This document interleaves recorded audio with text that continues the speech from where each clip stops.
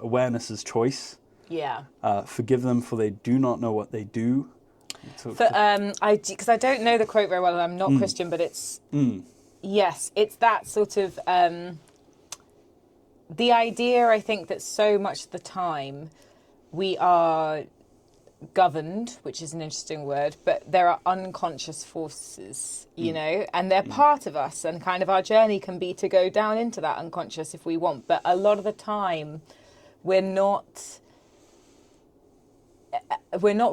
don't quite know why we're doing what we're doing. I think there's like different levels at which you can know why you're doing what you're doing. So I think in therapy, you know, like gut instincts. As therapists, like for me as a therapist, I investigate a gut instinct. I don't think it sits there just as this random thing. I mean, it's lovely sometimes to think that, and I also really believe in the kind of universe and intuition. I'm a highly intuitive person, so I lean into my intuition quite heavily, for better or worse. But yeah, I think gut instincts are maybe something from our unconscious coming up and feeling like, oh, this just came to me. But actually, a lot of the time, there's a bit more to it than that. Like, why do you like the people that you like? Why is your partner your partner? Yeah. There's probably quite a lot of information down there about why that is. And you don't necessarily, you're not necessarily like consciously aware of exactly why you make the decisions that you make. Yeah. But there's definitely reasons, you know. I think it's all for some sort of reason, whether it be subconscious or as best as possible, without totally. I think as human beings, we're creative and we're mysterious, and I think that's allowed. So I really hold space for that too. That's the artistry of being a human being. Like, I don't want to pathologize, but so for me, therapy is it holds space for like, okay, we can look at patterns in your relationships and trace that back, you know, and that's to me, that's very real, you know. And if somebody is picking the same kind of person over and over again, there's a story there. It's not random. You know, the people that sit there and go, I just always seem to get the unavailable ones, you know, or I really love the messy ones or whatever. That sometimes I think in a social setting, it's really nice to hold that loosely. Like that's just something of that person, that they are drawn to that. But really in therapy, I wouldn't treat that as random. I wouldn't be like, oh, that's a shame, you know, or how cute, how odd that you own, you know, there will be something in your story and something in we have hooks, I think, in our wounds, right? In our wounds. And that is relation, that can often be very, you know, where a relationship can be. I heard somebody say once, and I thought it was really wise, and I don't know what your relationship experience is, but have you ever got somebody who's really like got under your skin?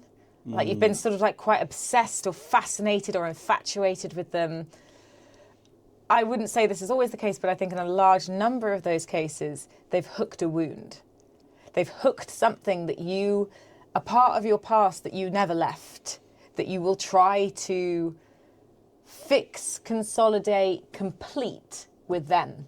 But it's unconscious. So yeah, those things really fascinate me. That's really interesting. Yeah, really interesting. That's really interesting. Yeah, you know, your partner is a choice, even if it doesn't feel like it, or what you want or don't want is, and there will be, you know, I think of us like icebergs. There'll be layers and layers and layers as to down what we were fed about relationships, what we experienced in our direct relationships, what society teaches us about relationships, you know, like all of that goes in.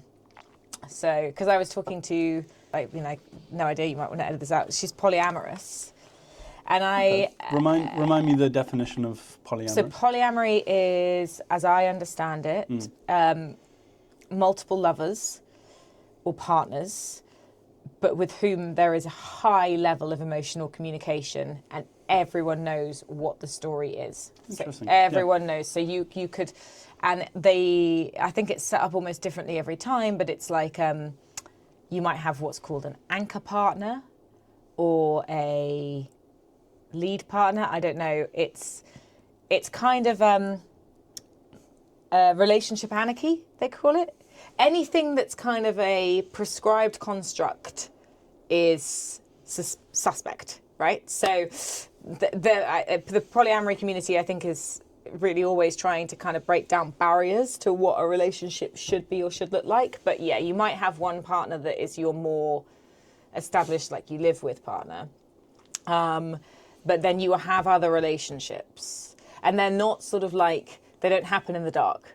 They happen in the light, and you know, you're able to go out and seek people, but what you're looking for is not just like, you're looking for connection, for people to meet you at different levels, because the idea that one person can do that is not, for people who practice polyamory, one person can't meet all their needs, and so they choose this different way of being in relationships. Well, I've kind of found with myself in relationships that there can be times where you end up making the mistake of expecting your partner to maybe fill too many criteria of your too many roles for your needs. Too many roles. It's a really good way to put it. Yeah. Like, I found, you know, myself often asking, like, do I need to need this from you, or do I need to make more friends? Right. You know, do I need to, like, me and her, for instance, me and my partner, like, you know, I think I can be quite like intense and deep and really like going into my thoughts, and she's not necessarily like that. So we can't always meet each other there in the ways of equal curiosity, maybe, or just the way that I think and the way that she thinks very different. But then obviously doing something like this, this is a way for me to meet that need and not expect that from her. I think one thing I've taken from my recent breakup, which was such an enormous event in my life, if I'm honest, was I really came to reflect on, like, in couplehood you merge. Okay, so, and you don't even realize it, but like, you don't become one, but there's a certain oneness that goes on. Like, you live together, there'll be things that you guys just assume because that's what you as the couple do, right? And so there's a kind of oneness there. Like a joint identity? Yeah, I wonder if it's like I mean, I don't want to circle back to that word merging, but it is a sort of, you know, we come together with people in lots of different ways all the time, but in couplehood, you choose to come together and stay. And so something in that binding creates an overlap of you and them. And I think sort of like the ideal is that as human beings, we are able to do what is called in some psychotherapy theory withdrawal and then reconnection, withdrawal and reconnection. So it's that ability to be unmerged and still feel whole and still know that the connection is there and be able to return into it and kind of be in that close state with another person and then come away. And so I think what's very, very difficult in monogamy, and maybe what polyamory is sometimes trying to address, is that when you have this oneness, when one of you wants to do something that is so almost against the kind of government of the two-ship, right? That's for it, like, I don't know how to describe it. It's when somebody is like, I am separate, which of course we all are. Like Esther Perel will say, you don't own your partner. So I can't own what anyone wants for their soul or for their heart or for their journey, you know. And so a lot of the time, I think in couplehood, there's a real challenge when somebody is like, what I want to do does not fit the kind of like the we. And so then it's like, what do you choose? Do you choose the we? Do you choose the I? What's more real? Like, and what's more important? And can you tolerate sometimes, you know, that's what affairs are, I think, sometimes, is like somebody saying, I don't want to be the me that's in this too. the version of myself that is required of me in this relationship. Yes, yeah. So it's almost like when you start to maybe outgrow the role that's necessary for the two ship to be compatible. Yes. Yes. And that is... Is that like outgrowing a partner? Because you hear, I think, a lot when you're younger, you always hear like, oh, like sometimes we just grew apart. Yeah. Or they're like, you feel like you're outgrowing somebody. Like, I'm not even sure what that necessarily means. I mean, when you say it, the imagery of growth and outgrowing somebody kind of, you know, sort of suggests that you're moving away. Yeah. But that, you know, growth isn't linear at all, right? So it's sort of contradictory that you would say, oh, I outgrew them, and you would think it's almost like a race, like two flowers racing to who can grow. But growth is so obscure. It's like one of those things you can't really. All I think maybe we'll ever really know about growth is that suffering is required, and very much so. Yeah, and I'd say. And there's a lot of challenge involved, but I think it's what's interesting to me is how you can have two people come together in a relationship, in that companionship, in that two-ness, if you will, and grow individually, but in a way that remains compatible. Isn't that, because that's sort of the goal, right? Because you're both going to grow so much and change so much, and you know, how do you do that and also ensure that the two-ness, the identity of the two-ness isn't necessarily rigid but fluid along with the two people? Because like I'm a completely it's like me and you, me and my girlfriend, me and whoever, we're complete unique individuals, and coming together in a way I feel like oftentimes we confuse compatibility with sameness. It's like I'm trying to define how right you are for me by how similar you are to me. Yeah. Instead of especially when I was younger, that was really important to me. Because it's like really like, it's like I want someone who is like, I think if I asked like when I was single, this was an interesting thought I had.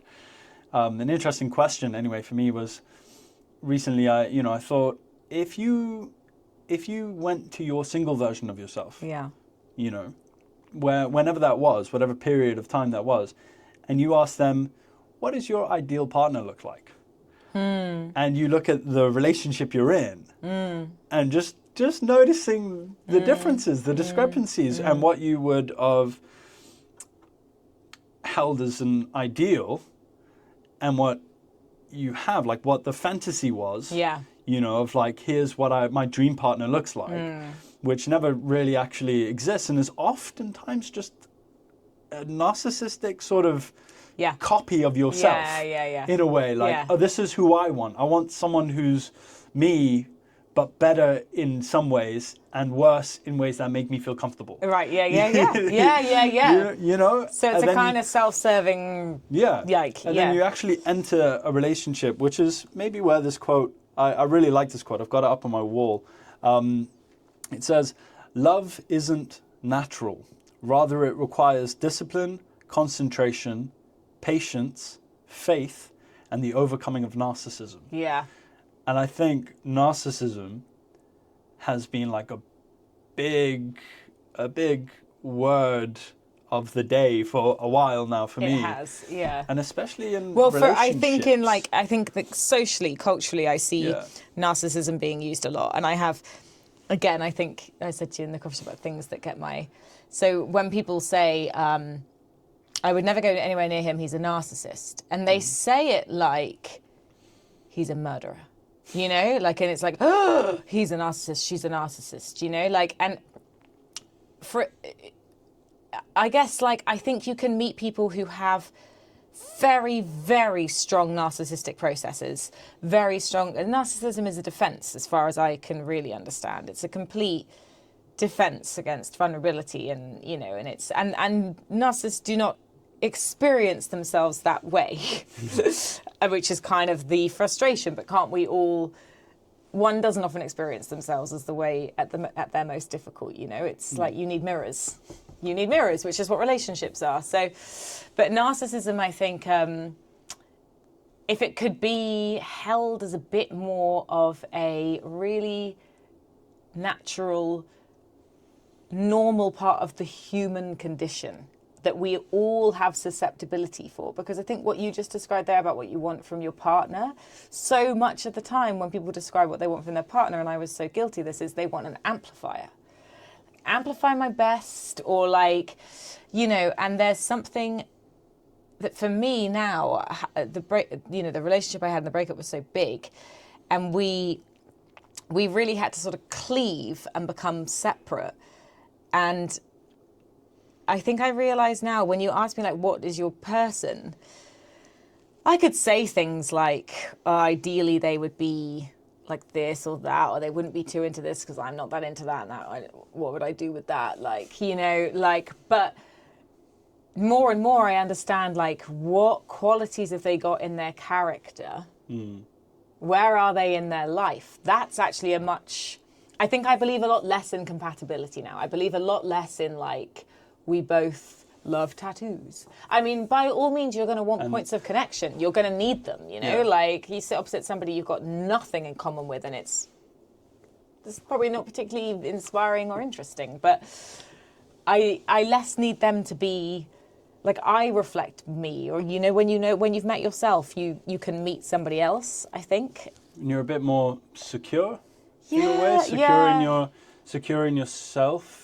Because I find, for me, what's been difficult in the past is when I am looking for someone to blame, or to use to blame for, whether it's the reasons of my insecurity, using someone to be you're going to be the reason I'm not successful. Let me put that back on. This magnet's are strong, but this. That's an interesting is thick. Okay, yeah. That's an interesting process that you have there. Because me and my therapist, we've kind of coined this term together that we'll pick up every now and then. That's blaming and complaining. Okay. And it's almost like this default mode when you're feeling insecure or unhappy about your life, and there's problems within you. Yeah. You start blaming and complaining. Yeah. And you start looking for, it's because of them and this, and because of that and that.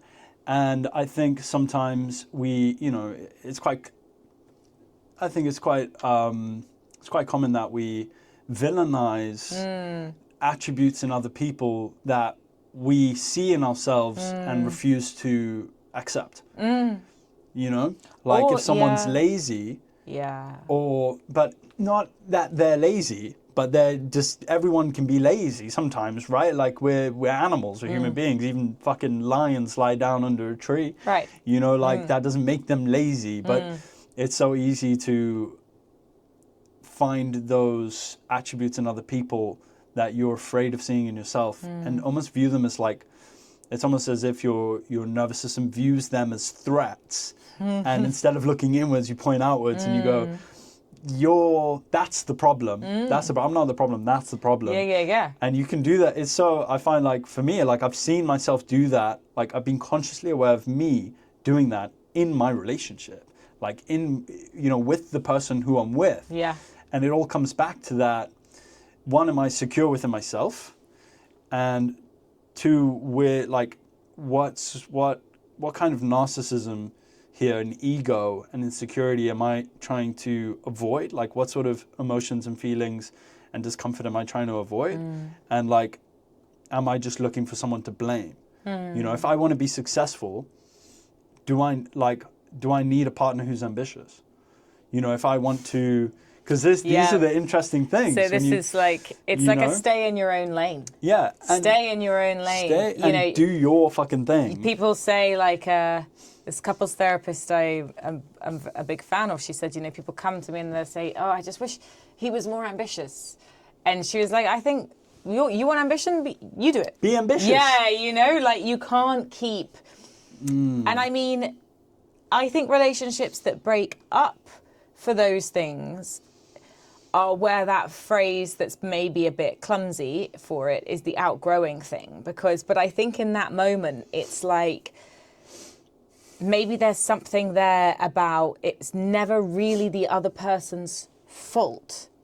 And it's not really even, it's sort of like, what am I trying to get at here? I think, if I think about my recent breakup, when I really think about it, fault is just absolutely not even, it's not a really appropriate context for it at all.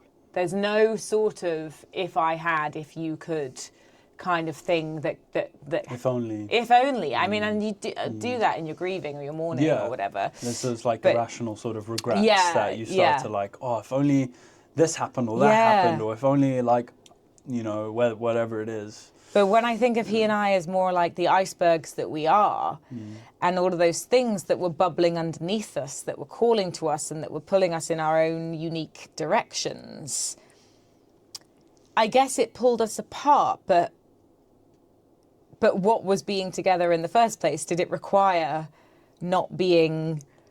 What did it mean? What did it require not to be in order to be with them? Because sometimes there's that, you know? Like, you'll give something up, I think. Like sacrificing a version of yourself that you could have been, or sacrificing... Yeah. Is sacrifice the right word? Is sacrifice the right word? I don't Compromise? know. But I mean, couplehood to me... To what point are you willing to compromise? Right.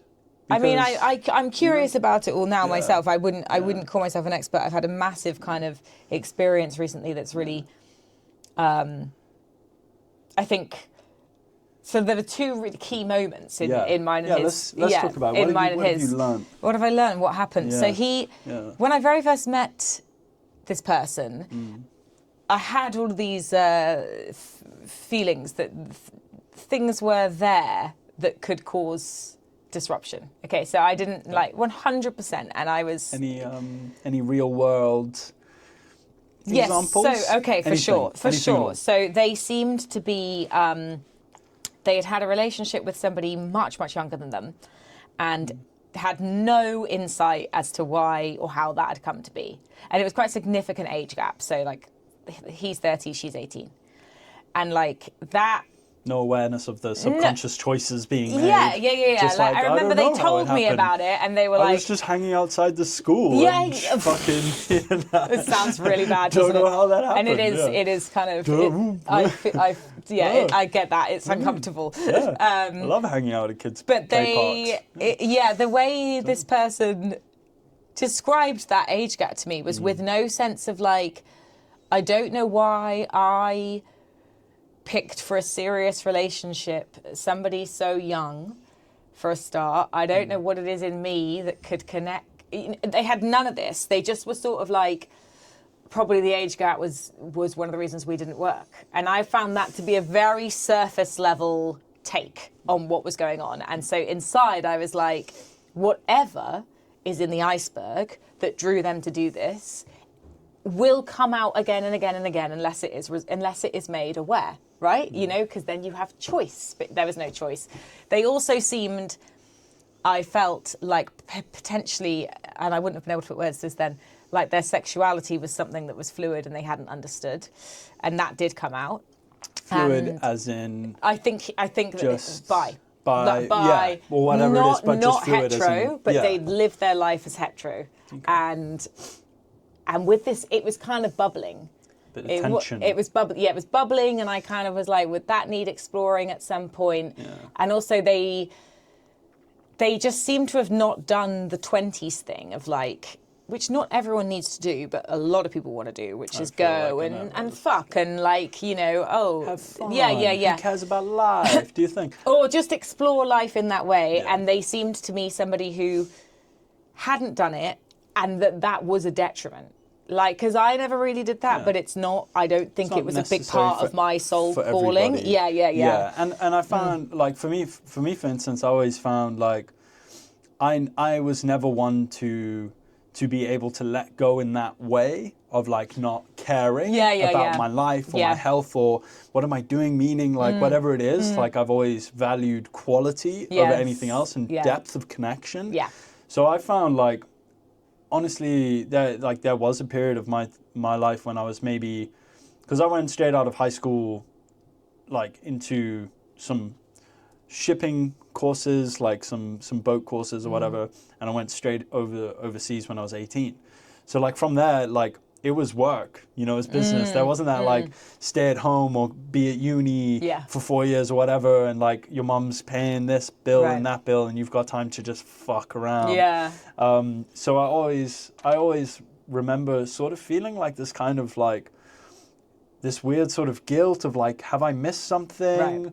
You know, everybody glorifies or fantasizes the life of like being single and fucking around and letting go of things and this and that. And I think you fantasize it, but then when you actually ask yourself, what do I need? Does that meet my needs? And then you quickly realize like I've had like one night stands and these sorts of things. And I found like the amount of energy and time and emotion that I just naturally, it's how I connect, felt that to just end up being draining. Yeah. You know, and I was like, I can't, all of these take so much from me because it's naturally how I connect. This is the way I feel connected. So this is what I do. This is my process. Yeah. But that process was just, it's not sustainable to do that with lots of different people and this and that. And so I think, you know, it depends if you need it. So I'm very similar to you. Yeah. I have never really, to a point where I'm like, is that like something, like you say, like I missed? Did I miss this? This kind of like, you but like, I do question it. I just kind of like,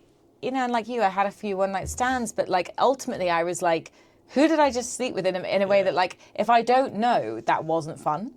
Like, and it's not like I need to know you, but like people are interesting to me. I'm curious. So anyway, I suppose this person who I met, and all of these things they simmered there. But I mean, I was young, and there were other things about them that. Oh no, I wasn't actually that young. Well, I was how old younger. were you when guys we met? We met. I was 33. And he was same age. 33 as well. So 33, 34 we were. I can't remember. How long did the relationship last? 4 years. Okay. And it was. It's a good amount of time. I think as well, some relationships feel like, I mean, it felt like a 10-year relationship, you know, and I've had some 6-month things that feel like they were like 2 years, and I've had, so I don't know, but it was 4 years. That's the actual kind of like was calendar. It draining or yeah, I think we really drained each other. What made it? Yeah, I think we really drained each other. What do you think brought you guys together? Could you like describe the two of you in a way? Okay. Like, who is it that we're talking about? Who's these two people? What are they doing? What's the dance? Why did it end? Okay. Why did it start? Why did it last 4 years? So I think it started because ultimately I think I'm his mum and he's my dad. Like, I think that's a huge part of our process, hugely. And I had absolutely no concept of myself as having a relational pattern or history relevant to my father, because he'd left and been very absent. So I was like, how can that have left a signature? How could I be repeating with men what I did with him when I didn't do anything with him? But, you know, it was all there. I had my father is a very he's never grown up. He's the epitome of Peter Pan. He's earned fantastic money his whole life and has not a thing to show for it. He doesn't own property. He works now because I think his pension isn't very good, and when he retired and he drinks, you know, I would say he's an alcoholic, and he doesn't have successful, meaningful relationships. He's incredibly superficial. He can't.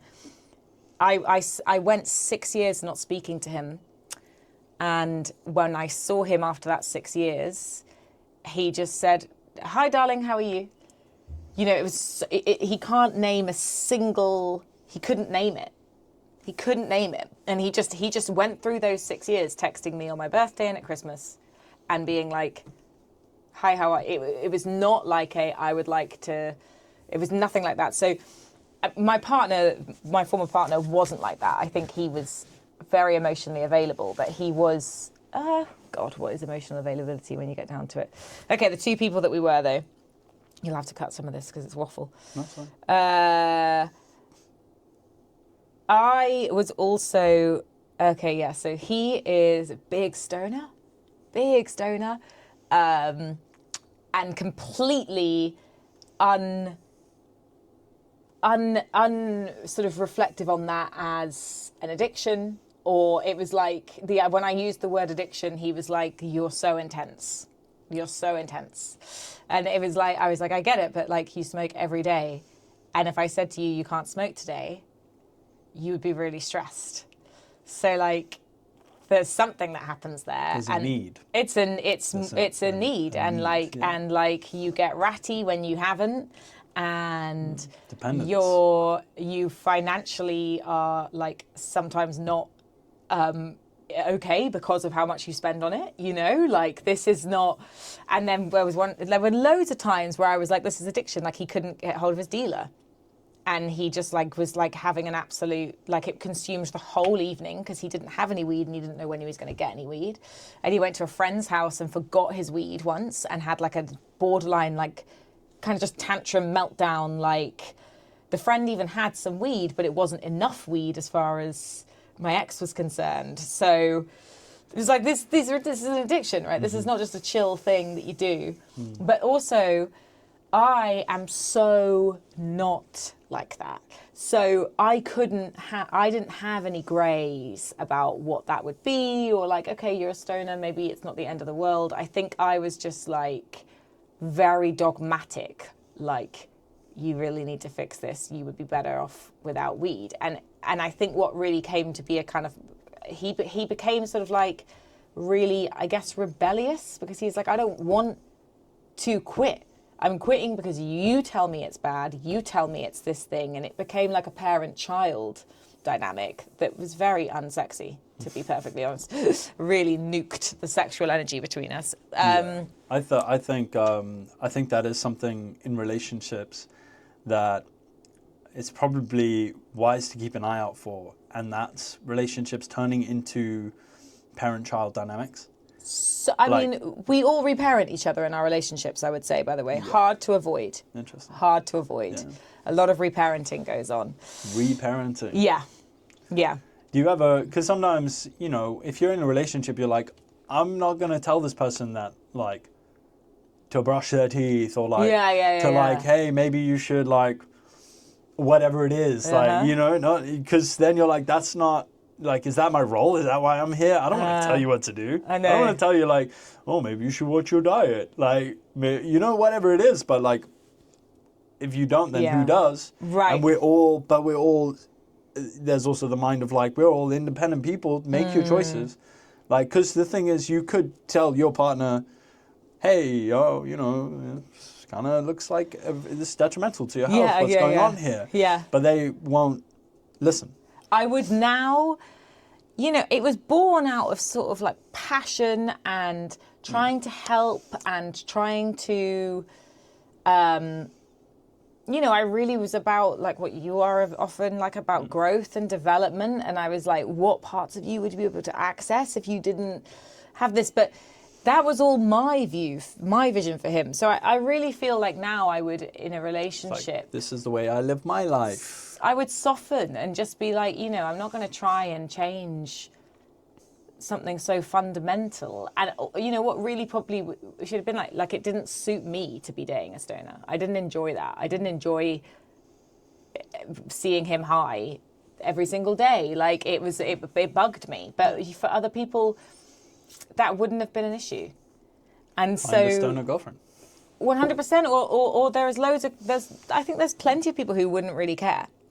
I met, like, you know, there was, definitely, I met them, like they were written out in the wild. But I know there are people who really wouldn't have minded, or minded a lot less than certainly I did. And I think I was really, what I was trying to do, which I was completely unaware of, is I'm trying to get to dad. I'm trying to clean dad up. I'm trying to make dad not a drinker, so that he can have his job. Because Dad also, like, when I was really young, he like couldn't hold down a job.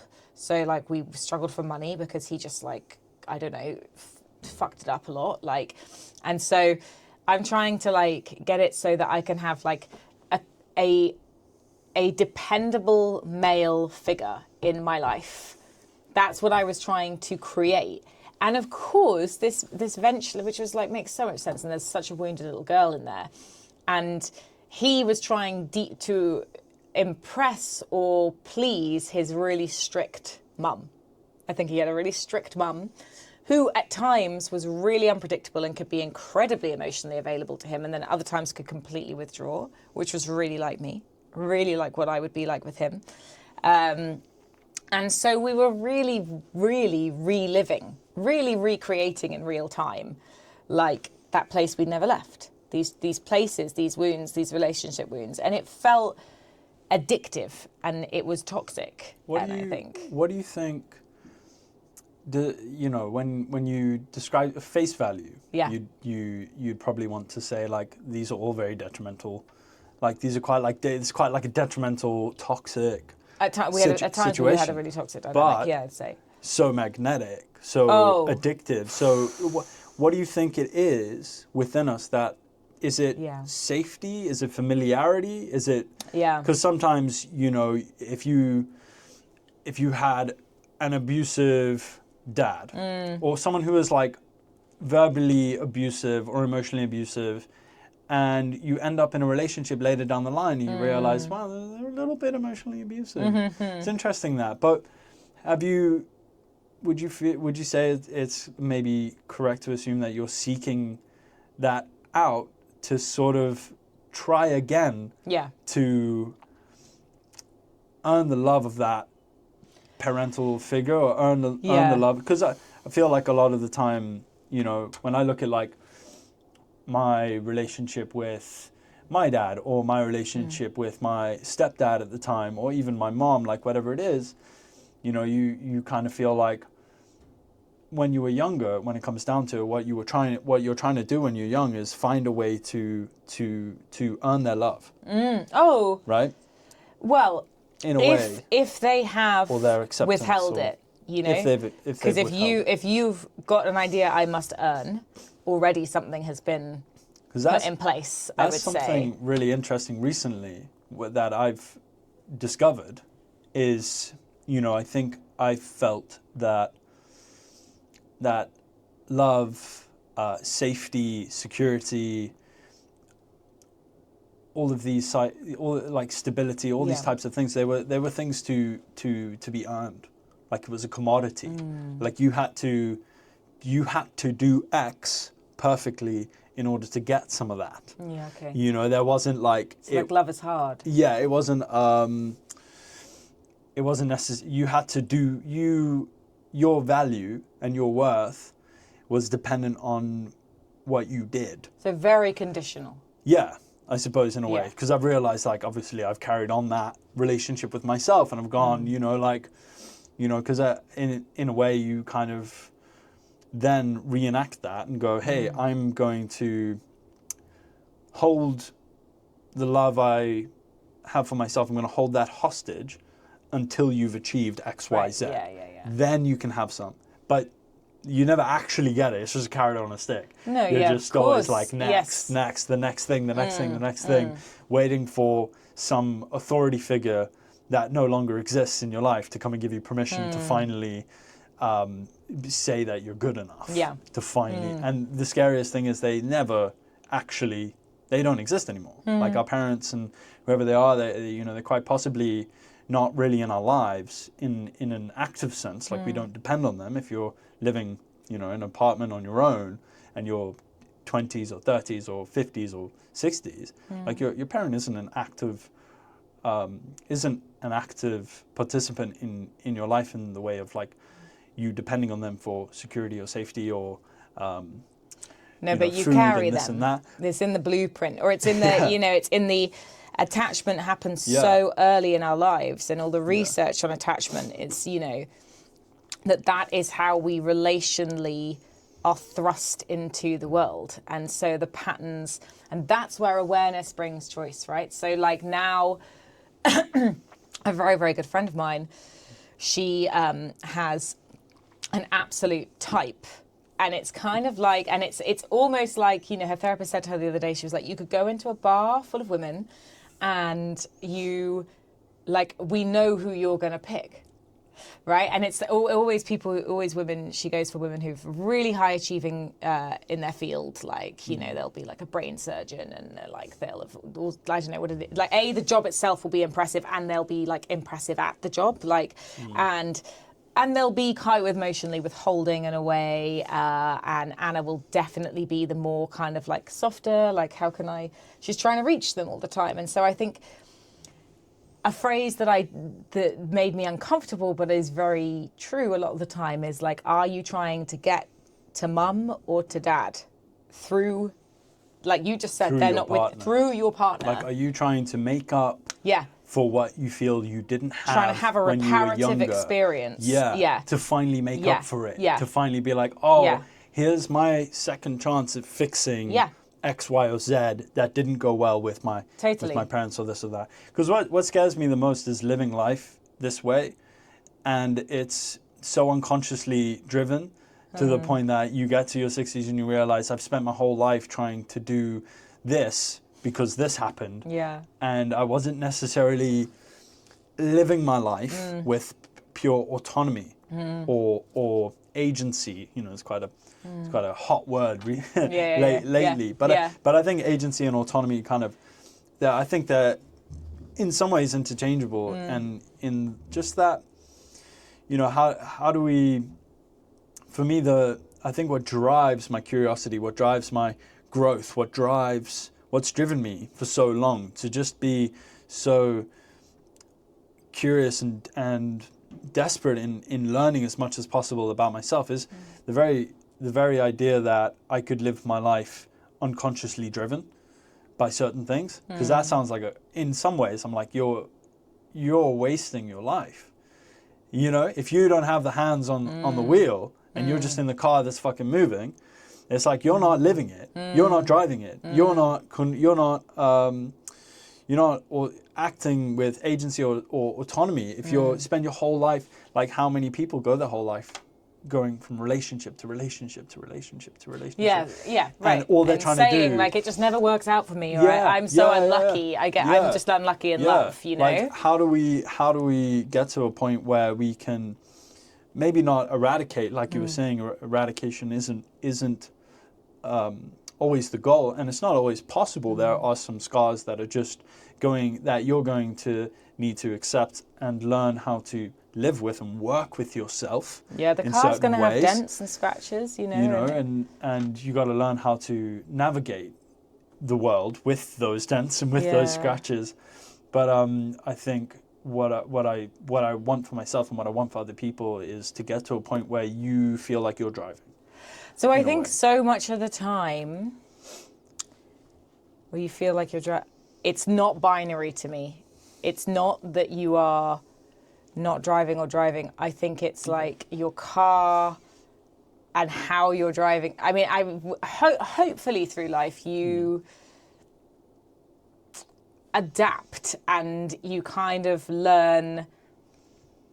I don't know, you know, so like I say, like the steering wheel gets always stuck or something. Like maybe in this metaphor, which is going to fall down because I'm mechanically illiterate. It might just be also an awful metaphor. No, because I really responded to it because when I was your age, I was really about that. I was like, I really... I want to know the ways in which I'm being subconsciously controlled. So I want much. to figure all of that out. Right. So that I feel like I'm not just a puppet for my traumas to live through. Yeah, okay. You know what I mean? So that I'm not just a puppet that's just subconsciously doing all these things without knowing why. Yeah. And then you get to the end of your life and you're like, man, I lived my whole life trying to impress my dad who died when I was 6 and I've pretty much fucking wasted my life because I've been living so subconsciously driven by trying to impress this or make up for that or become that or like under these beliefs that we you know, the scariest thing about beliefs is that you think they're true, but they're not based on facts. So it's like you live underneath these beliefs and you think they're true, so you don't even know that they're beliefs. You think they're facts of the universe, like universal laws, and how to just like, how can I really, really, really like dig down deep and just be like, cool, what are all the ways in which I'm subconsciously being motivated? And that's what I think suffering does. I think suffering is where your beliefs and stuff get really put to the test. Your ideas about yourself, your ideas about relationships, your ideas about life get tested. And if you, to kind of come through, you have to adapt your ideas, and that's where they soften or they grow or they become more flexible. You become those things. And I think that is a life's work. So I sort of think, and it took me a long time to get to this point, but you know, in therapy they talk about a lot of like, you visit things, it's on a spiral. So like I have a very complicated dynamic with my mum, and when I was like suddenly your age, I was like, I want to fix that and just not have the complicated dynamic, you know, like I kind of want to like, I wanted to do, you know, eternal sunshine of the spotless mind, like let me just clean this and start again, right? I can be somebody who didn't have that childhood. Wow. And you can, but you also must, as I currently believe, ask me in a year's time, integrate.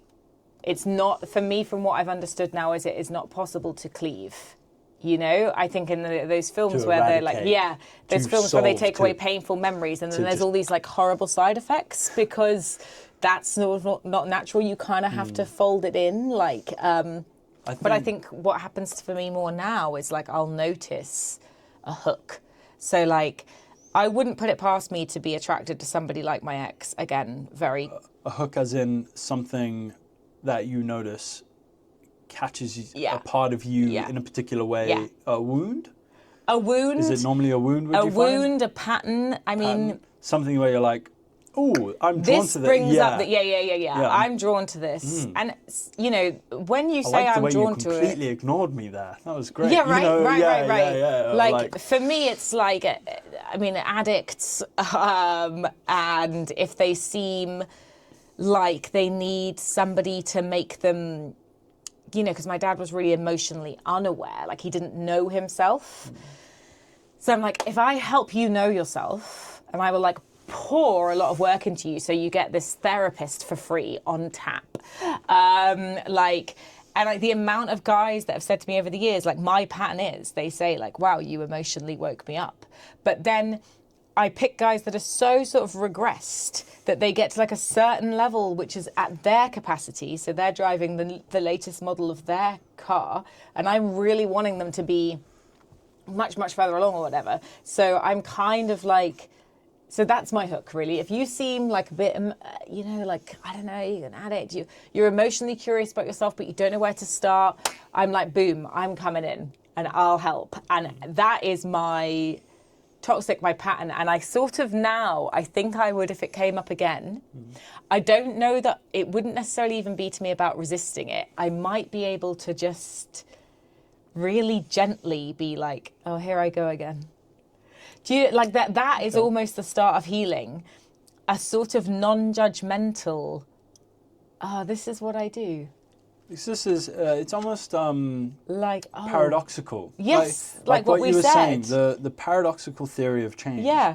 Because a lot of times the initial instinct would be to deny, refuse, avoid. Yeah. Do something completely different. Yeah. If this is what I always do, I want to do the opposite of that. Yes. Like, that's what defines change, is being completely different. Whereas you seem to define change a bit more around not changing the thing itself, the pattern itself, but who holds the pattern. Right. And can that and entity, your relationship, your being around that, your relationship with it, can you change that? And I think that's where we touched on maybe a bit of surrender, radical acceptance of your, like accepting these parts of yourself. Would this kind of start to like lean into shadow work a little bit? Is that part of like? Sure. I mean, shadow work is so enormous, I think, and really. Because you don't have to, you know, I was reading, I can't remember where the book can't remember which book it was, but it was talking about, it was a therapist, and he was talking about his account of his two, I think it was couples therapy, or it was, he was talking to someone about their relationship, and there was someone who really needed the mothering role and someone who wanted to be mothered. Okay, sure. But they were both aware of this, and they ended up continuing a successful relationship, sort of embracing the dynamic, not just being like, because at what point is your suffering only enhanced by trying to deny your very nature? Sure. Trying to just be like, I need to not be who I am, and then find someone who doesn't serve the things that I need, but I don't want to need them because I don't want to be that person, and then you're miserable. Right. It just seems to be like... that's where I think transmutation is, you know, where you turn suffering into kind of like not that, you know, like it's sort of like... Transmutation. But I haven't heard that word in... You did it. It's like, time. I think so much of healing comes from that. And it's not what we've just said about the kind of like aggressive wrenching yourself away Pulling from... something out. Right, yeah. Like, which like is a like weed. a weed. Yeah. And I mean, when I was younger, that's all I wanted, right? It's like kind pull of like, these weeds out. Who's put these here? absolutely, They're horrible. like this is awful. If this wasn't here, do you know who I'd be? Do you know how much like faster I'd run and how much stronger I have I'd anxiety be? when I look at dogs because of you. Yeah. Whatever it is. Oh my God. Like, and I was like a cesspit of that. I was just like, if mum hadn't been like this and dad hadn't been like this, you see me now, I would be like 3 careers deep and all of this stuff. And I just like, I was really, I mean, it's a real victim mentality as well. Oh, if this hadn't happened, blaming, who I'd be. Yeah, blaming, complaining. Sort of denying accountability. Yeah. Because once you, I think a lot of the times, once you also become more and more accountable, you become more and more responsible for the change, and it hurts because you're like, oh, I did this to myself.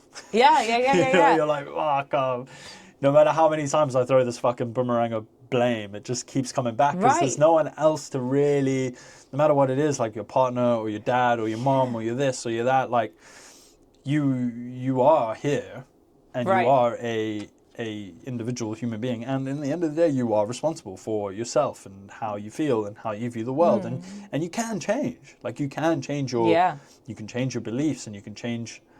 You can't change them, and you can't change what happened. You can't change them, and that's where you'll get really stuck, you know, like, and but you can understand what's happened. Right. And talk to me more about transmutation. Transmutation. Transmutation. Say that one more time. It is, I suppose, as I understand it, and I'm so early on in this chapter of my life, training and having clients and stuff, but with my own work, it would be the process of turning something bad into something good.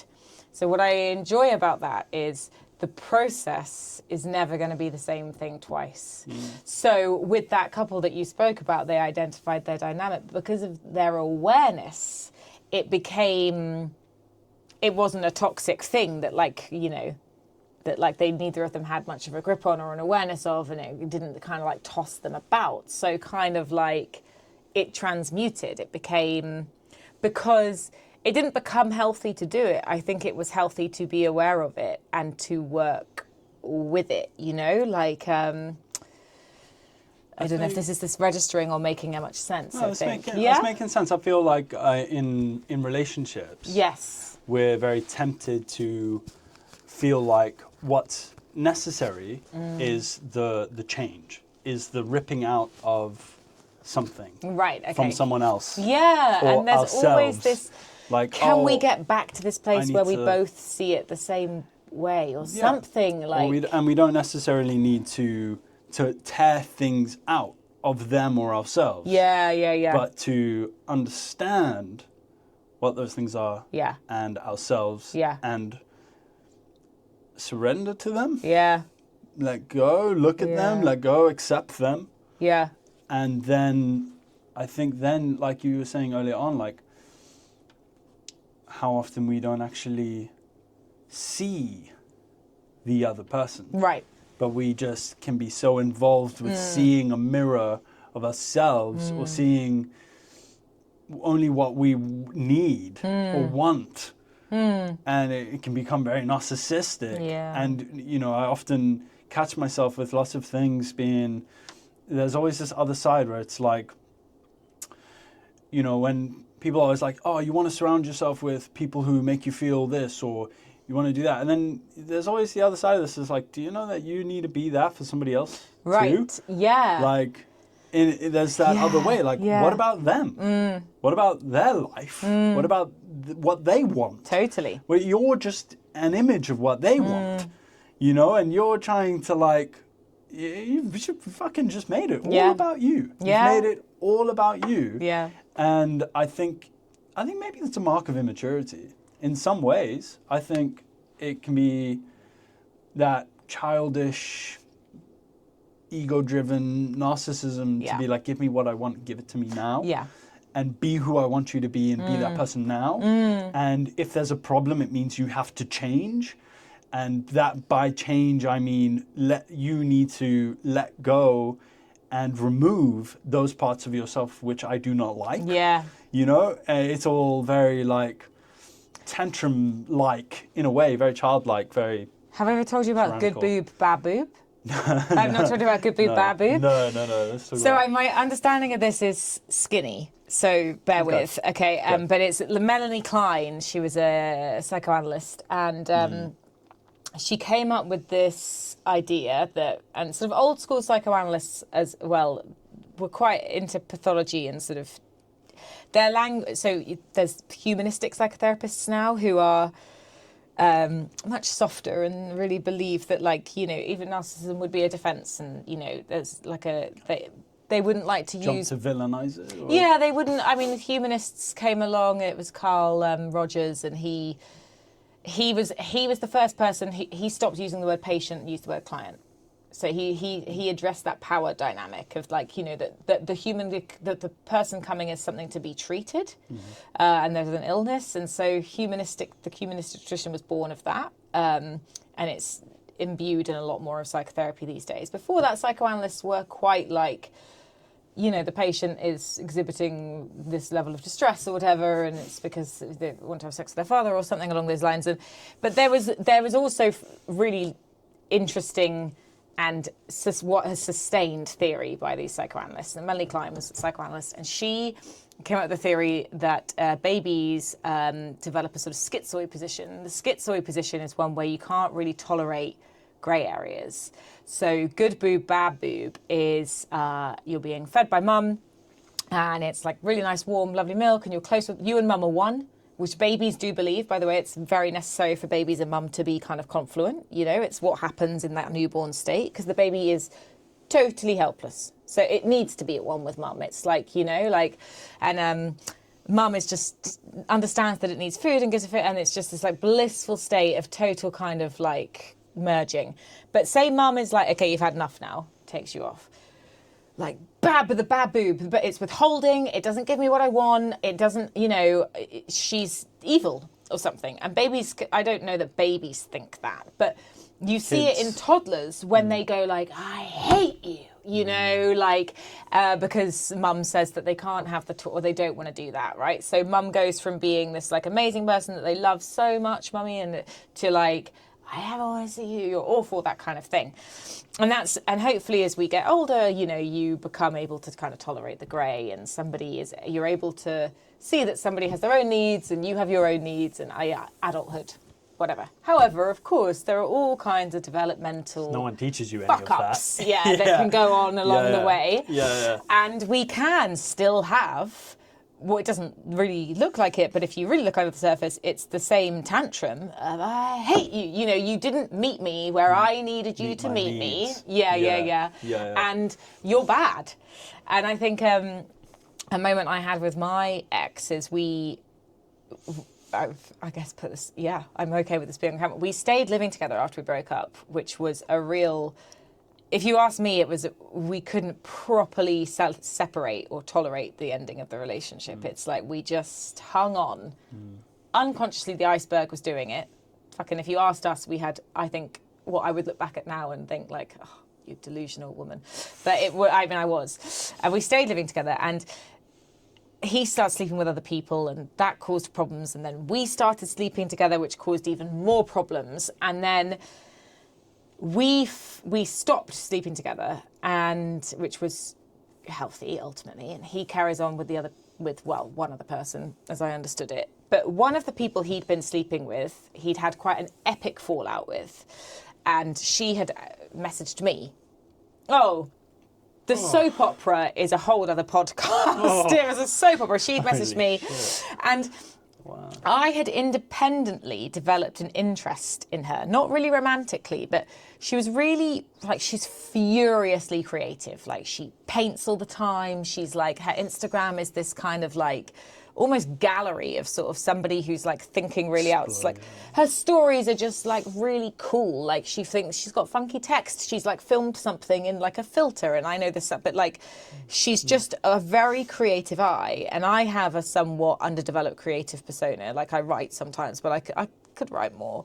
And I need to kind of be doing more creative things. And she is also like, just sort of like on some level quite feral, whereas I'm like quite controlled, and like you, I want to understand what the fucking iceberg is, and I really want to understand. I'm like, give me the instruction manual for this these panels. Yeah. Like, I need to know what this button does. I need to figure it out, right? And like, she's just there saying things to me like, Instagram has replaced therapy because, you know, it's like better, it knows everything that therapists do, and it's this. Just a part of me must have reached a place where like this was quite liberating. It's quite amazing. To be so not where I was, which was really trying to get it right. The control, hold. She's just like, I think Instagram is really good at being a therapist. And I was like, this is like, I like don't think I could live like, but I was sort of quite fascinated by her. And she was this. It's like, oh, everything that I'm holding on to, you've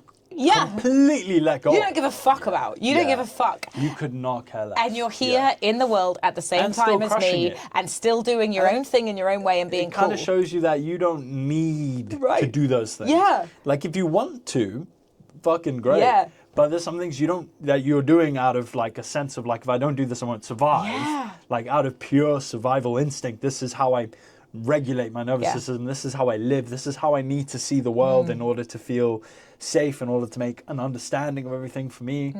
But then you realize like, oh, like the metrics for which you use to measure quality of life, fun, worth, self-worth, love, whatever it is, relationships, all of the metrics that you use, that you think, like, you try and convince yourself they're universal, are really just a little made-up board game in your head. My temples, and my gods, she doesn't care about them. No. Right? And no, I was just, and I was just, I guess I was at a point where I was like, maybe I don't like my temples so much anymore. Or you know, I've been coming to the same one year after year, and I'm getting bored of it. So she really interested me, and she was like a fucking chaos machine when she came into my life about my ex, and she was furious at him. They got into this like really, and she was so furious with him, and she like she sort of sent like really wild, emotionally uncontrolled text messages, called him like, you know, from withheld numbers and all of this stuff that was like, you know, not particularly healthy, but what I really saw was a lot of like emotional rawness. Whereas what I did, when I'm in those situations, is I sit down and I write like really like scholastic kind of like emotional academia. You know, like a kind of like, my God. You become the client. Yeah. Of and yourself. I become the client of myself, and I also become the relationship therapist for both of us. And I say, I think your process was this and this and that. And I was like, have to understand. Or you could be what's in my shadow, if we're talking about shadow, this wild, raw thing who was just like, I fucking hate you, you fucked up, you fucking hurt me, like, middle finger. And I was just like, I want like a piece of this freedom. Yeah. I was like, I'm really drawn a little bit. Yeah. And I knew it was a fantasy because also I could see in her that it was not, you know, that's not the entire story. No, and she was emotionally unreflective. There was a lot of immaturity. Her creative development was obviously hyper strong, but other parts of her weren't so. When you know, the creativity almost was a kind of like a mask. It was like a shop mirror. It was like I'm so creative, and then it was like, what else though? Like, you know, where's your grounding? Also at the mercy of yourself. Right, yeah. Being so wild and emotionally throwing yourself into all these crazy Yeah. situations and saying all these insane things, creating situations for yourself to then be at the mercy of, like. She didn't, basically, she interested me, but she interested me in that way that like a kind of toxic partner does, where like my nervous system did not feel calm. Yeah. I was like, I'm curious about you, but I don't feel calm about you. I don't feel like spending time, but I really wanted to go and see and spend time with her. My ex, meanwhile, is like... She almost want a little bit of it. Oh. Almost like, can you rub some of that off on me? 100%. And bit, it was also quite exploitative, because I was like, I just want a little... touch, a dose. A little, Yeah, show me... sprinkling. Show me that bit of freedom. Yeah. Because I think we can get... I've definitely done this, where I get so obsessively... I think the way that I manage my nervous system and the way that I manage my life in a way and feel in control is with a lot of thinking, a lot of writing, a lot of planning, a lot of diagrams, a lot of mind map diagrams, a lot of like trying to explain everything to myself over and over and over and over and over and over and over and over. So is it like a rumination? It's like less of a rumination, more of like a periodic, complete and total re-examination of me and my life entirely, periodically. Okay. So like a real step back into So you kind of give yourself like a service. Yeah. Do you know what I mean? That's what I feel like it is. It's like a kind of internal service, and you're like a health check or something. In a way, yeah. Like how, like what's going on with you? What are you doing? Why are you doing it? Yeah. Who are you? Yeah. How are you feeling? Yeah. Do you feel good about life? Do you not? Who, like, where are you suffering? Yeah. You know, because sometimes, like, for me, for instance, like, there's been a lot, like, I've been through, I think, being quite curious in these areas does lead me into growth.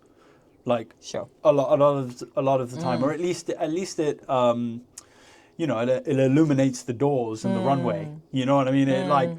It shows the opportunities, because you become aware of like certain things that maybe you're like, oh, okay, cool. I need to do some work there. I need to do some work there. I need to do some work there. Whether you do it or not, it's completely up to you. Although I like the saying that there's suffering with growth or suffering without growth, and you just pick one. It's kind of, it's kind of how I look at it sometimes when I'm like afraid to initiate a journey of growth. I always think, well, you're going to suffer knowing you didn't, or you're going to suffer doing it. Right. But one is good for you and one isn't. Like one, you're actually going to get somewhere, and the other one, you're just going to stay exactly where you are and you know, daydream and ruminate about who you could have been if you actually went through on that journey.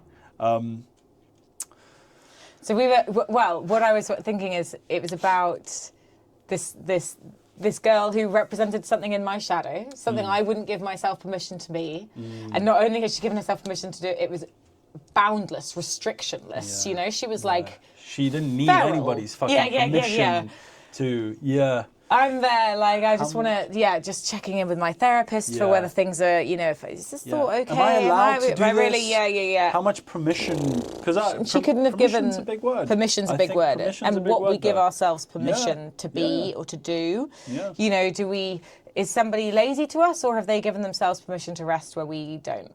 That kind of a thing. That's like, something, permission's a big word that I've been reflecting on recently, in terms of just like this idea of authorities and this idea of, you know, when you start your adult journey, you're still under this sort of like idea that there's these authorities in play, whoever they are, whether it's your stepdad, whether it's your mom, whatever these authority figures were that made decisions for you and guided you and reprimanded you and told you yes, told you no, told you whatever it was. There's all these sort of authorities, and I think that you end up kind of like sort of not wanting to let go of them, even when they're not there, because their guidelines help you feel like you know sort of what you're doing. You know, you're not just in the fucking wild, which we are, which is fucking crazy. But when you realize that they're not there, that's when I think you start to kind of look at yourself and be a bit more like, who am I waiting for permission Right. from? Yeah. Like, I'm waiting for my stepdad to come and tell me I'm good enough. When is that going to happen? You have to know? give it to yourself, you know. You can't. You end up waiting for so long and trying to earn the permission of these authorities that are no longer in your life. That's how I looked at it, you know. And I felt like you're waiting for permission to love your life. You're waiting for permission to love who you are. It's love yourself. You know, really, you're waiting for permission to finally feel like you're good enough. But you're waiting for it to come without knowing it. You're subconsciously waiting for it to come from an authority outside of yourself, and they're never coming. No, They're never coming. but also, you know? if they did, it wouldn't be it wouldn't do it. It's still it just not good wouldn't do enough. it because eventually what parenting is ideally is you being able to take in and do it for yourself. Yeah. So basically, Yeah. if it does mean that an external source will give it, it will never be enough. Yeah. It'll never And be enough. You'll need I you'll need them to say it again and do it again and like every day. Yeah. It becomes Unless you can dependent. internalize it and therefore the other isn't the source. Then Yeah. that's where you've I think that's where think- change has really happened. I find for myself a bit of a missing link there was the idea of self-trust. Because if you go, I'm good enough, you go, you lying? Right. Are you sure? Because you can try and embody this is what I think about life. Yeah. And I'm doing You mean like well. daily affirmations? More in like a sense of becoming the authority in your own life, becoming the sure. parent in your own life. How do you trust their authority?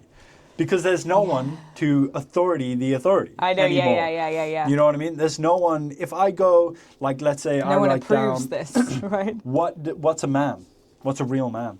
You know, I get to define that for myself, or I get to comprise that purely off of other people's ideas, off of the anti images of bad male role models that I've had, whatever it is, or you get to just kind of it's completely up to you to define it completely for yourself.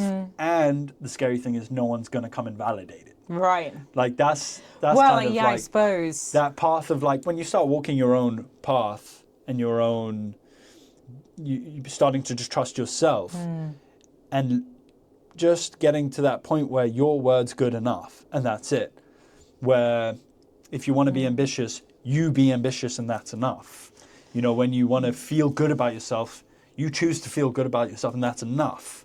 You're not looking for like external validation anymore from whoever it is that isn't actually that. And this is the kind of paradox, I think, which we're stumbling on something existential here, which is that, like, essentially we are all alone.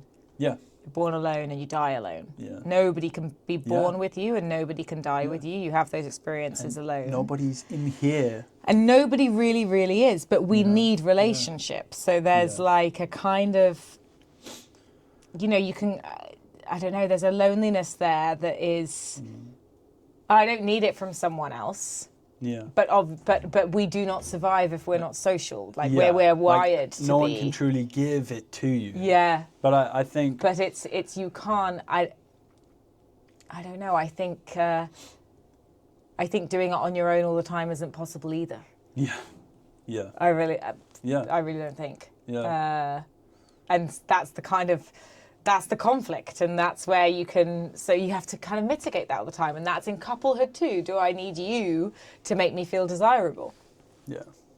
Well, happens? Where do you draw? You know, within a relationship, I think there's always this question where you know, I find I question things and I doubt myself, and I question all of the answers that I may have to any of the questions. Yeah. You know, and you kind of go down this like this rabbit hole of like self-doubt and why, and you sort of lose your sense of like orientation and gravity and blah blah blah and direction, and you get to a point where you're like, where do you draw the line? Like trying to find the line between your psychosis, you know, and reality. Like just your needs that this person isn't responsible for meeting, and the ones that in a relationship you can. I imagine that is never a fixed line. It's difficult, right? Ever. You're like, is it wrong of me to expect to feel like I need you to tick a certain box or a certain need? Yeah. Or am I responsible? Let's say, oh, like your example early on, oh, he's not ambitious enough, or this or that, or like, you know, at what point are you solely responsible for solving that within yourself? Yeah. Resolving this entirely within yourself because that's where it exists. Yeah. And where are you actually responsible for being like, oh no, I am justified in wanting this from a relationship. Because that's scary. Because that's also like a thing where you put your foot down, no one validates it, you get to choose, you know, but only within can you discern whether it's your own bullshit or whether it's a real need, a real justified need, you know? Because for me, that's what's interesting in my relationship sometimes, or in any romantic relationship. I'm sure you always come across these things where you're like, you know, what am I allowed to need from you? Yeah, You know? I think my reflections on that, I think, are still very much in process because, but it's nice because it ties into. So my example of the partner of the woman who represented my shadow or whatever and lived boundlessly, her and he fell out, and he requested that I stop speaking with her. Because, you know, she was messaging another person he was sleeping with, and he was like, she's just breaking all my boundaries. And I was like, not. So in a way, him requesting that I stop speaking to her was him asking for us to merge. So she makes him uncomfortable, right? But she didn't make me uncomfortable. She wasn't like making my life bad, right? And part of me was like, kind of see why she's gone apeshit, like you've been kind of a dick. So like, it was weird, and I went along with it, and there was a bit of a glow in going along with it because, you know, I did something like with him, like we together said no to this person, like, and it was like a kind of unified front. And he was always like, I can't tell you what to do, but you know, it's difficult. It would be difficult for me if you were in touch with her. And then I think when we stopped sleeping together, I was like, I have no reason to not be in touch with her now because I don't want to be. And so I got back in touch with her, and then I told him, and he was furious and, you know, didn't speak to me for 3 days. And what I think really happened was, I became bad boob. I was bad boob. Like before this time, I had been nurturing, and I'd really seen it from his side. And I became a totally independent, separate thing that was like, I know it's not good for you, but I am not you, and it's fine for me. So I'm going to go and do me. And in couplehood, that can be where things are really fucking difficult because like both his and my versions of that situation are fair and true, but they're not the word we just used, the word we used earlier, compatible. It's not compatible that for me she's fine and for him she's not. So it caused a huge, you know, deviation and like, you know, it was, and that I think is something I'm really interested in. What do you think the problem is there? Is it the fact that, because if both of you were to accept, acknowledge and understand each other's perspectives. Yeah. Which to a point we did, like I don't. Would that, you know, I was solve sort of, the issue? I wonder if, as we've kind of like embarked on our separation in a much more real, solid way, i.e. I say embarked, I mean it's happened, it's completed now, we don't live together and we have no reason to speak. It's more like I can see him as being like so not an extension of me, and therefore there's something so freeing in knowing my edges, right? So him not wanting to speak to her originally bothered me because I thought he owed her a bit more of an explanation and I was like, I don't know, I kind of see why she's so pissed off. Me wanting to speak to her pissed him off because of whatever it was that was going on for him. And so this competing, I need you to see it from my mind, I need you to see it, caused this thing. Whereas now I'm like, it's the kind of like piece that I think some people have when they go into singlehood after couplehood. Oh, it's just me. So I need not justify, I need not explain. That line doesn't become so obscure. Yeah. Because sometimes I that can't line, damage you by being me. Yeah, because sometimes you're like, that line does feel like it becomes very hard to see sometimes, Right. you know, where you're like, am I just being irrational? Am I allowed to be hurt by this? Or Right. am I allowed to feel this way? Am I allowed to blame you? And it's like, it's where does blame come in? Blame is this interesting thing, isn't it? Is it my problem? Yeah. Is it our problem? Yeah. Is it your problem? Yeah. Do you need a change? Do I need a change? And like, what is need to change? Is it, do you need to change for me? Because the other person might be like, if I change, it would make you happier, but... You'd be compromising. Yeah, I don't know that I yourself. want to change this thing about me. Yeah. And... They might not. You know, it's like when somebody, I don't know, I guess in more sort of concrete examples would be like somebody wants to take a job that means that they need to move. And they're like, I need to take the job. But the partner is like, well, I don't want to move. Very practical. I have a page from... That's real separation and individuation in a way. Yeah. And that's really hard to do as a couple, I think. I have a page from a book here on compatibility. It's a book called Love Life by Matthew Hussey. Sure. Really interesting. I'll show it to the camera. Okay. How to raise your hands, find your person, and live happily no matter really what. Interesting. So I'll read you a page from that. Please do. And this is on compatibility. Okay. So it is said that love conquers all. In life, maybe, but in love, ironically, love does not conquer all. Compatibility does. Two people may say yes to each other, that is, there may be commitment, but being able to work together gracefully is a different story. How well do you work together in a team? Do you have the same idea of what a great relationship looks like? Do you have the same goals? What about goals you each have that are different? Are they synergistic? Or do they represent two completely incompatible futures? Compatibility is different from mutual attraction. I have encountered many people in my life that I felt an attraction with in business, friendships, and love, but that didn't make us compatible. I may have an acquaintance I feel connected to, but if that person is unreliable, has a very creative relationship with the truth, and is late all the time, we're going to discover that we're incompatible as friends.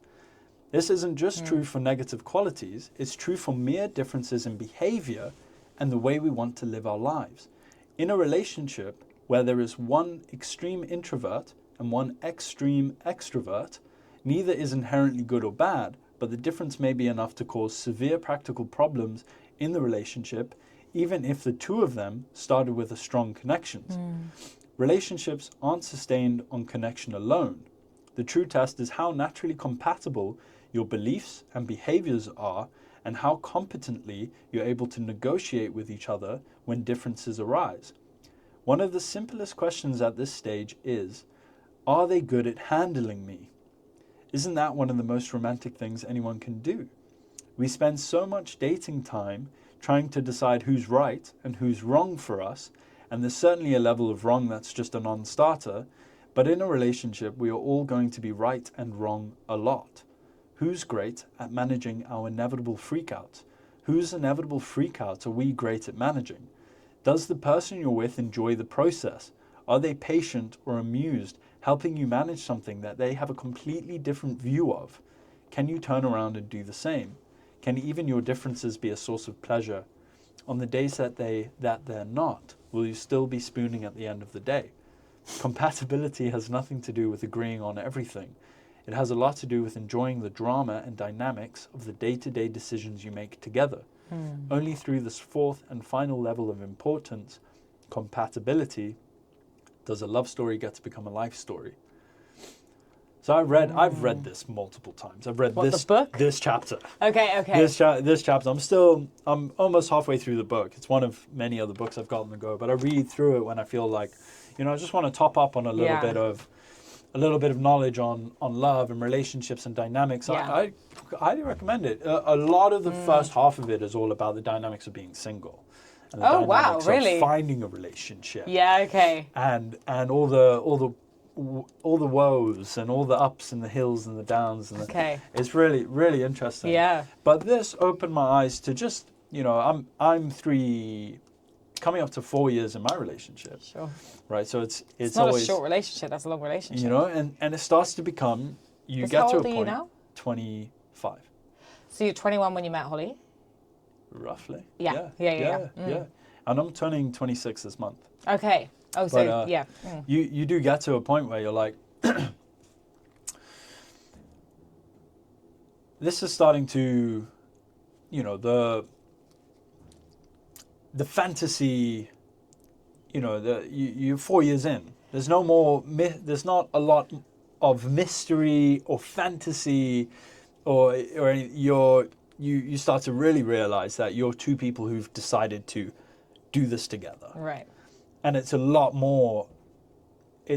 a lot more than love. And it's about a lot more than just like classic attraction, boyfriend, girlfriend, relationship. Yeah. Like blah, blah, blah. He's like, cute, she's like, funny. Because there's sometimes where you're just two people and you're just...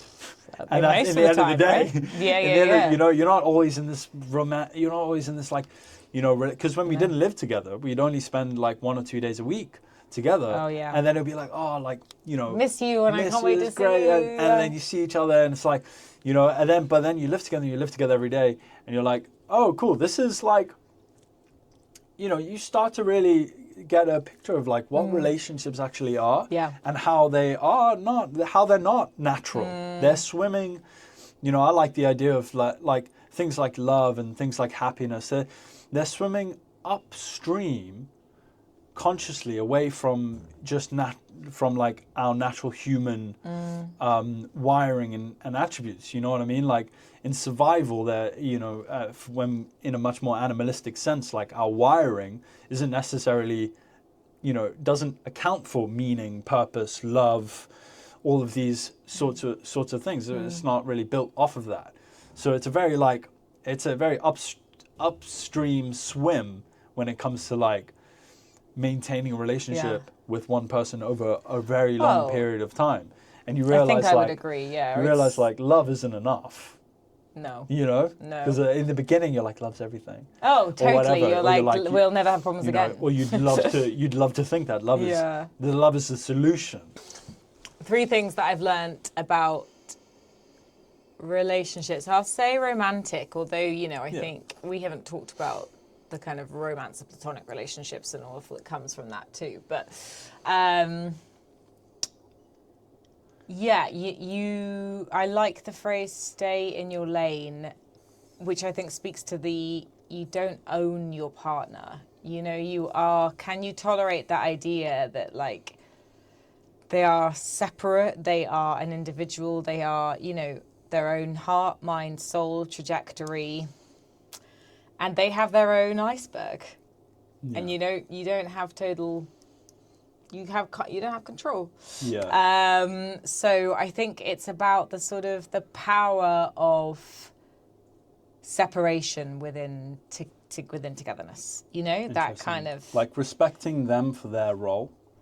No, it's about removing a role. I meant respecting their lane. Yeah, and respecting each other's lanes. It's the lane. Yeah. You're not. And you're there. In some ways, you're going to be there. Like they're going to have their very specific needs, and you're going to have yours. And it's not just all about your needs. It's like if you're starting to go you to your partner, like turn it around. You don't do this, and you do this, and I wish we were more like that. I wish that that is where you're becoming. You want them to do something for you that you need to do for yourself. Is that how you would recognize it? If you started to take note that the internal monologue or any grievances throughout the day started to tend to be a lot more of like blaming and complaining or pointing fingers. Maybe there's something there, a need that's maybe there that you're trying to blame them for it being not met when really it's something you should be meeting yourself? You're looking in the wrong place, I might Okay. say. And there's more of an internal inquiry that would probably Yeah. serve Like, you and then ultimately the couple. yeah. That's something that I would take forward anyway. I'm a lot more content now, I think, to be like, this bit is me and that bit is you. And that is sometimes like going to be, maybe I won't know what you're doing or why you're doing it sometimes, but I won't overly involve myself. But I also mean that you do have to have a sort of level of closeness and connection, otherwise it's a whole other kind of thing. But yeah, I guess, I don't know if I've summed it up, but the phrase "stay in your lane." Stay in your lane. Stay in your lane. But you work together. I mean, sometimes, yeah. Probably sometimes you don't, but it's not all about forcing the merge of two lanes. Yeah. So I think that's sometimes where the mistake is you're trying, like, you know, I've noticed with myself, I've experienced a tendency to or the urge to try and get them to merge into my lane. You know, like, yeah, of course. What if you did a bit? What if you sameness? You know, you're looking for like, come into my world, come into my lane, be more like me. Confluence will be the same. Yeah, when you know, and it's kind of then you stop seeing them. So I think for who they are. My ex and I had this huge conversation where it was after he'd started sleeping with other people and we were still living together, and it was like that came to a head where I was like what the fuck? And at this point we had we weren't trying to save the relationship because it was clearly fucked and over. And we had this amazing conversation, which was like, kind of changed, but I mean, it's sort of why we ended up sleeping with each other again, which was dumb. But it was, I mean, I was really ugly in front of him. I was really like my kind of like worst self, and I was saying things that I would never have normally said when we were in a couple because I would have threatened the couplehood, and I didn't want to. And then he was the exact same. He was the exact same. Like he said to me at one point, and I sort of really respect him for this. He was like, "Oh my God, get that fucking stick out of your butt." And like, he'd never ever had the courage to say that to me for 4 years. But it really, I was like, I remember thinking, he's fucking right. He's okay to say that. Like, I get that sometimes I have a stick up my butt and it's really pissed him off for 4 years.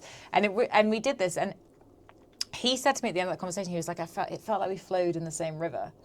And that was why it was so impactful. Are you okay? Just hay fever. Right, okay. Yeah, I was like, I still feel like a particularly emotional moment. Yeah. He was like, it felt like we flowed as the same river. And my take was the exact opposite.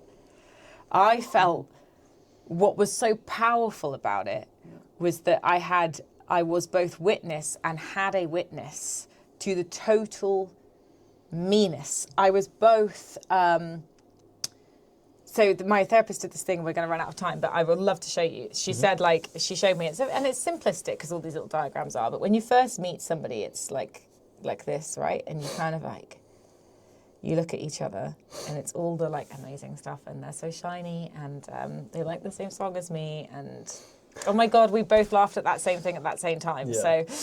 And then it kind of like, it goes a bit more maybe like this. Like you don't know when, but over time, you know, and this is kind of maybe where a divorce happens or something. Yeah. And you only see the bad, you know, like not only the bad, but they're kind of shade, they're dark. Hair? No, this is dark and light. This is dark and light. Okay, I thought that was the hair. Yeah. Oh, no, like they're looking at each other and then they're looking away. No. Okay. Sorry. So that's all the you see only the light. Oh, okay, You see only the light. Yeah. They're so smart. Yeah. And they cook and fantasize. Yeah. And he's not very sporty, but like neither am I. So that's kind of amazing. I don't know. It's all reasoning wonderful. Why they write for It's me. all wonderful. Yeah. And they are wonderful. And then here, you know, is like they're terrible. They do this, they do that. This bit really doesn't work for me. And this is often where a couple will separate. It just doesn't. You don't get over this bit.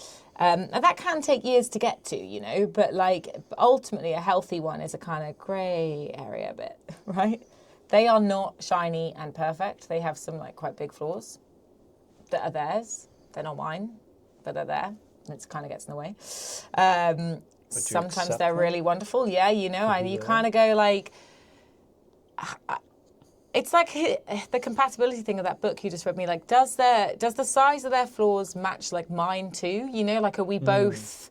Because I think it can be tricky, right? If somebody's got something like, I don't know, say somebody's got like a massive gambling addiction and they keep running you into debt and you're going to ruin. Like, that's not sort of like a human. Is it like quite human? Like, yeah. And it's not ideal. Like, sure, and you it's look at the ugly. world differently. Yeah. Like, maybe you approach situations differently. You but can you acknowledge that?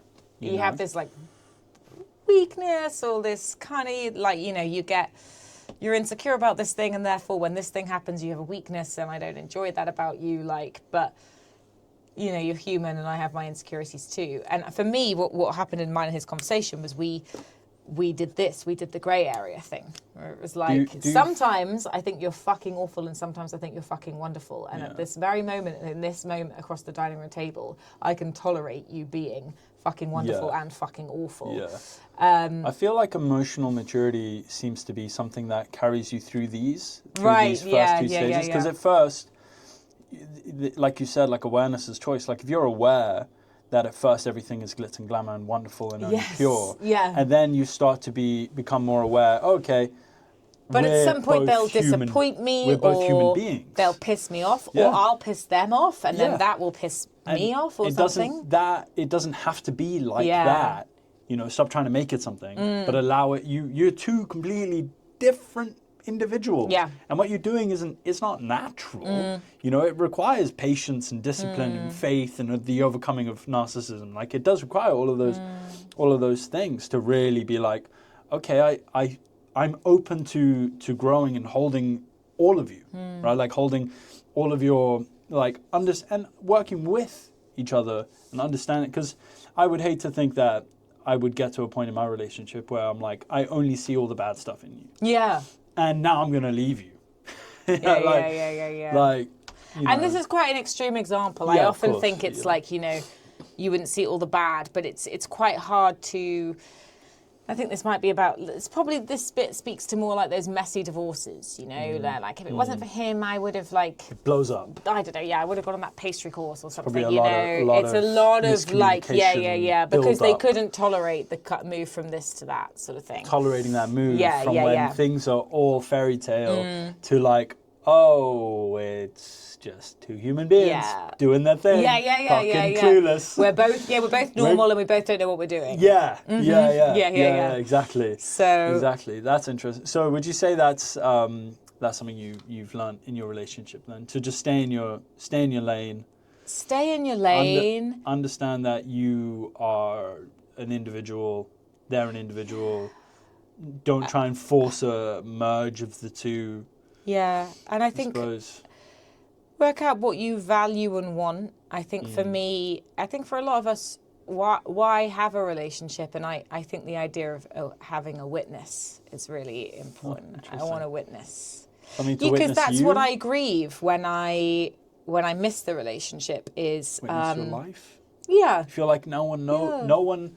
I had this thought a long time ago. I was like, you know, it's been a while since someone... Like, I was single for a while. And it was like, no one is up to date. No one has any idea who I am or what I'm doing or where I've been other than me. And it takes a while and constant repetition with a relationship with somebody to actually feel like, man, this person's known a few different versions of me now and I feel known. Yeah, I feel known. But for a long time, you don't feel, when you're single, you don't feel known. You're like, no one has any fucking idea I exist or even where I am in my life or who I am right now. And that's the kind of the... initial thrill of singlehood, right? No one knows. And I'm building it and it's up to me. And I'm on my own. On my own schedule. And then, and I think, for me, the moving of recovering from the relationship or healing or grieving is sometimes I really fucking miss being there. And I miss, you know, like you tell your partner the boring stuff. Like, My I day at don't work. really go to Tesco's anymore, and I used to always. That was like the supermarket I went to the Tesco. most. Oh, Now it's like Tesco always used to have that one I wouldn't thing, like or text a whatever. mate that. Yeah. I just don't really go to Tesco's Yeah, anymore. I yeah. might in passing explain that to them, but Yeah. you know, like You don't need to it's- be exciting for them. And in I any don't way, see shape, or that form. friend every day. Yeah. I don't. It's like it's the things that are so boring that are sometimes the things that you miss. Just like, hey, how's it going? And having somebody that you kind of like just say that very. You pick up less when you chat to them, but they are witnessing like. I don't know. They're just like they know about that thing that you didn't really want to do that day. That like maybe you didn't tell anyone else about because it wasn't that big a deal. But it's a witness, you know, and that's. Yeah, that bit's interesting. sad. So, what do you want from your partner to do for you? And I think that's different for all of us. And like, what do I really value? Like, I value and values, deep emotional connection. I do. That's a good one. Yeah. You know, values, because a lot of people are like, what do you want? It's like, I want them to look like this or do this or like be ambitious or this or that. But you know, I feel like sometimes it ignores. It's quite superficial, and it ignores like. Are they really kind and deeply caring? Like, do they love and accept you for who you are? Are they open to like changing and growth? What would they and do hard in a conversation? crisis? Would they come? Would they, would they be there? Yeah.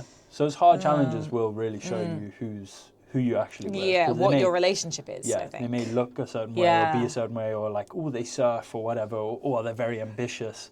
But then, like, when you're in the kitchen and you're telling them about their day, are they just like blowing you off? Right. You know, like, deep value. I think a lot of the time, you know, when I think about me and my girlfriend, like, we're so different. We're so different in so many. I mean, everybody's very different. But you meet some people who you're like, we're birds of a feather. Right. Sure. You know, Sure. me and my girlfriend in a lot of ways aren't birds of a feather. No. But where I feel like we maybe are is on like that level of like that deeper level of values where it's like, just be kind. Don't be an asshole. Yeah. Do your best.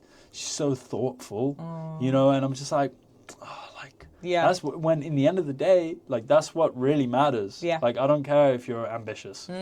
You know, I just want you to be happy, look after yourself, and I'm here to help and support that. You know,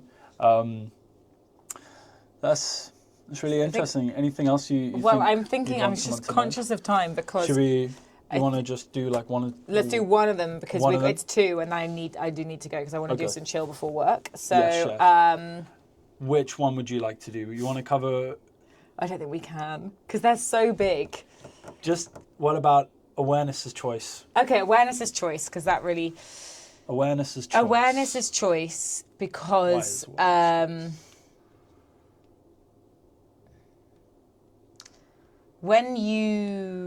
So for example, the person who always goes for the same type of other person and has and just says, I'm just unlucky. I always get the guy who's got a girlfriend or he's just out of a relationship or he doesn't really want anything serious. That's my luck. I always meet guys like that. Now, ignorance is bliss, right? But if you're aware that actually there is something in you that is comfortable with somebody who can't turn up for you fully, because that was your experience growing up, and there is something in you that maybe also doesn't know how to turn up for another person fully, so you can sort of like, you know, but you don't know that that's actually what you're doing.